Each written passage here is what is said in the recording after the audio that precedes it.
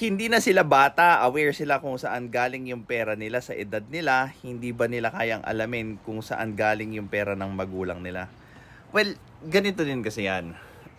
Pag nagsinungaling yung magulang nila kung saan galing yung pera nila, most likely, sinong anak yung nagdidigdib na, hindi totoo yan.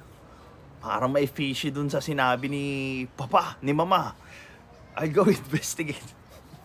It's highly unlikely na mangyari yon. Okay? Now, granting na sinabi mo, yes, marami doon sa mga Nepo babies are already adults.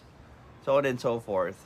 Now, bullying them doesn't or will not force them to take in accountability.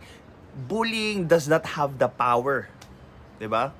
To make them accountable for whatever they've done. You know what can do? Our laws. And paano magte-take effect yung laws natin? Of course, by filing a case. 'Di ba?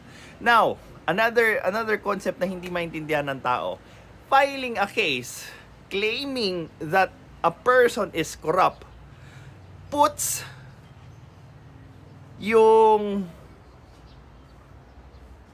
burden of proof na tinatawag doon sa nag-aakusa. It's never on the accused, it's always going doon sa nag-aakusa.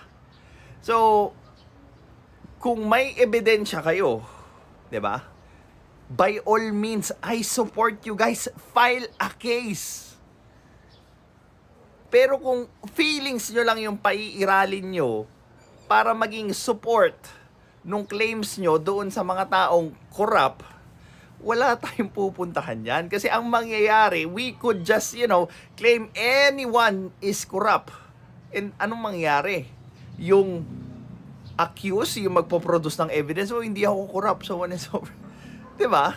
Nagigets nyo ba yung logic nung gusto nyo mangyari? Marami kasi sa Pilipino, lalo na dito sa topic na to, dyan sa comment section na yan, hindi nila alam yung concept ng burden of proof.